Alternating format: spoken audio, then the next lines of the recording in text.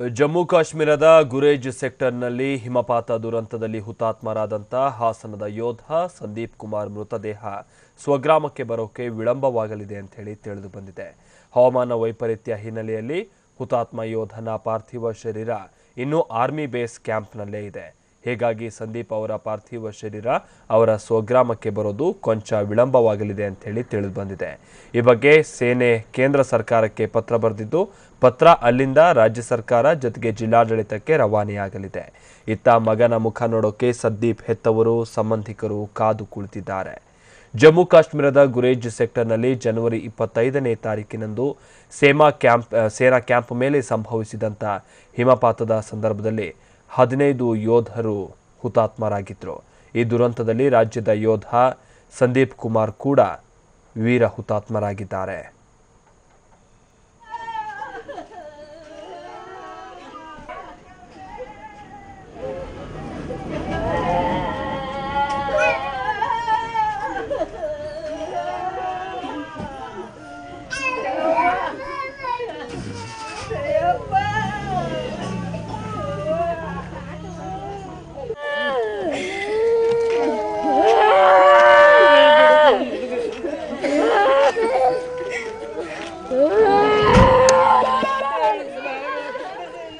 ಮೊನ್ನೆ 25ನೇ ತಾರೀಕಿನಂದು ಜಮ್ಮು ಕಾಶ್ಮೀರದಲ್ಲಿ ಹಿಮಪಾತ ಸಂಭವಿಸಿತ್ತು.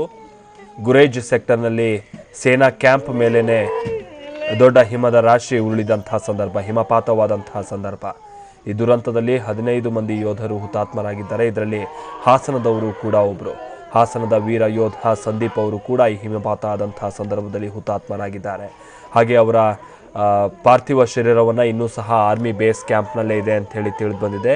ಹವಾಮಾನ ವೈಪರೀತ್ಯ ಇರುವಂತಹ ಕಾರಣದಿಂದಾಗಿ ಇನ್ನು ಸ್ವಲ್ಪ ತಡವಾಗುತ್ತೆ ಅವರ ಪಾರ್ಥಿವ ಶರೀರವನ್ನು ಊರಿಗೆ ಕಳಿಸ್ಕೊಡೋದಕ್ಕೆ ಅಂಥೇಳಿ ಈಗ ಆಲ್ರೆಡಿ ಸೇನೆ ಕೇಂದ್ರ ಸರ್ಕಾರಕ್ಕೆ ಪತ್ರವನ್ನು ಬರೆದಿದ್ದು, ಕೇಂದ್ರ ಸರ್ಕಾರ ರಾಜ್ಯ ಸರ್ಕಾರಕ್ಕೆ ಆ ಪತ್ರವನ್ನು ರವಾನಿಸುತ್ತೆ. ಆ ನಂತರದಲ್ಲಿ